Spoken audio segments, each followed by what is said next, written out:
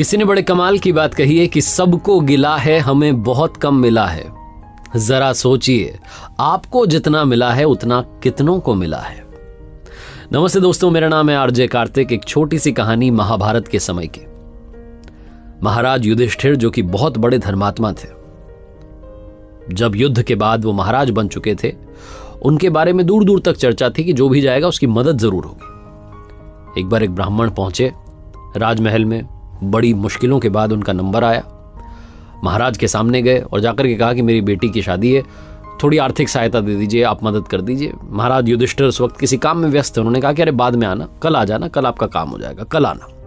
ऐसा बोल के टाल करके ब्राह्मण को भेज दिया। वो ब्राह्मण जब बाहर निकले महल से तो रास्ते में उन्हें भीम मिले।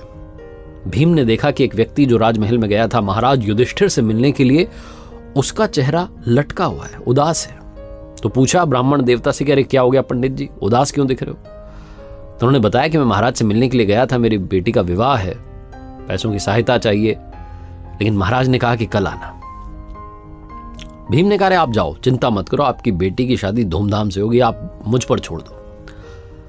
ऐसा बोलकर के ब्राह्मण देवता को वहां से विदा कर दिया। और उसके बाद भीम ने अपने साथ कुछ सैनिक लिए और पूरे नगर में ढिंढोरा पिटवा दिया कि महाराज युधिष्ठिर ने काल पर विजय प्राप्त कर ली है, यानी कि समय पर विजय प्राप्त कर ली है। चर्चे होने लगे, ये बात महाराज तक पहुंची। उन्होंने भीम को बुलाया और कहा कि ये क्या कर रहे हो? मैंने तो कोई काल पर विजय प्राप्त नहीं किया, आपने ऐसा पूरे नगर में क्यों कहलवा दिया, पूरे राज्य में ढिंढोरा पिटवा दिया? भीम ने हाथ जोड़ करके प्रणाम करके कहा कि बड़े भैया, क्षमा चाहता हूं, लेकिन आज मैंने देखा कि दोपहर में एक ब्राह्मण देवता महल से बाहर निकले, लेकिन उदास थे। आपसे मिलने जो भी आता है खुश होकर के जाता है, लेकिन वो दुखी होकर के जा रहे थे। उन्होंने बताया कि उनकी बेटी की शादी है, आर्थिक सहायता चाहिए थी, पैसे चाहिए थे, आपने कहा कल आना। यानी कि आपको पता है कि कल आप जीवित रहेंगे, यानी कि आपको पता है कि कल आपके पास ये गद्दी रहेगी, यानी कि आपको पता है कि कल आपके पास में पैसा रहेगा, तभी तो आपने कहा कि कल आना। यानी कि आपने समय पर, काल पर विजय प्राप्त कर लिए। मैंने तो बस भैया यही कहलवाया।